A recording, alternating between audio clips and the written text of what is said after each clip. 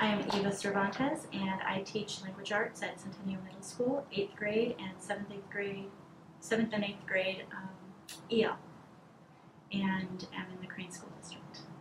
Always wanted to be a teacher. Ever since I was a little girl, I would set up my stuffed animals and I'd teach my stuffed animals. My friends and I would play school, and we'd take turns being the teacher. It was something I've always wanted to do. So it was just a passion of mine since a little girl, and I was inspired, I think, by some of my school teachers when I was younger. So this is a standard I have posted up on the board, and it is also going to be the standard we're going to unpack today. Writing standards. We're going to continue to develop and strengthen our writing. We're analyzing the extent to which filmed or live production of a story or drama stays faithful to the text. So again, we're going to be comparing her music video to the content of the text and how the two interrelate. And then 8-9, draw evidence from literary or informational text to support analysis, reflection, and research. And that is what we're focusing on today. So we're going to unpack the standards. I need you to go into e-backpack. Go into unpack the standards. We unpack the standards before we introduce a new state standard in order for the students to each understand what it is they're being asked to do and why we're learning these lessons, why we're doing what we're doing. It helps them internalize the learning and take ownership of what they're supposed to be doing. So we unpack the standards in order for them to understand where the lessons themselves are coming from. So the lessons are a tool, not the actual standard. The lessons are a tool to teach the standard, and that's to help them. People learn by doing, and if I were to just stand up there and read it and say, okay, here's the standard, and this is what we're doing, and this is why we're doing it, let's move on. It's going to just gloss right over them. They're not going to understand it. They won't internalize anything. By them physically making the marks, physically saying, okay, this is the verb, this is what the standard's asking us to do. We have to analyze. What does it mean to analyze? So it helps them have those discussions, to understand what the technical terms are, so that when they come up to that part in the test on the AZ merit, then they're going to see, oh, I remember this. We have to analyze. Analyze means we have to really look closely at the information. So we have those discussions. We have the interaction with the students. I ask them to see themselves, what is the standard asking them to do?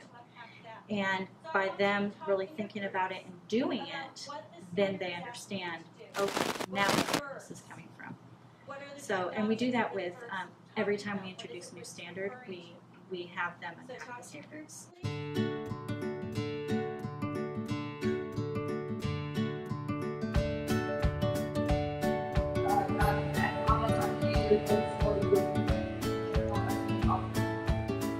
Yes, people are really mean. Yeah. Some kids, the next thing that they say, Jane, you have to stand right there. No, it's not. Go back so she can talk to you. Okay. Every day is something new, and being able to reach multiple kids and being able to inspire them and have those moments like today when I have a student come back and, you know, let me know that I made a difference to them. That just it warms my heart through and through. So they're reading an article. We just started a new unit of explanatory writing, and they're reading about Sunita Alizadeh, who is a young girl from Iran who is rapping for women's rights and speaking out against child marriage.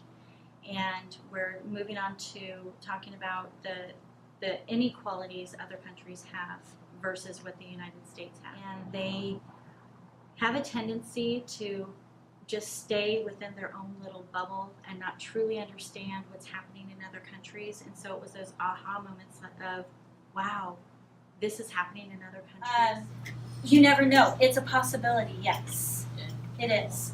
And that's why when she had her blog, she had to be careful on what she said. She still spoke out, but it was bringing attention to her from people that could do harm. Yes. If she was killed in her country, would it be illegal? What do you mean? Would it be illegal for whoever to do it? No, it's not. But if it was a man, it would be. Yes. Okay. Again, it's a cultural difference. We are going to be reading more about this when we come back from break.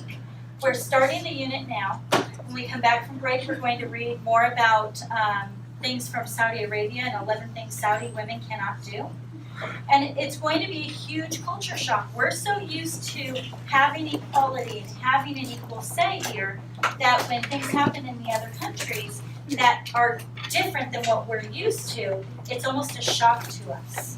We have to realize that there are things going on outside of our country that are bigger than us.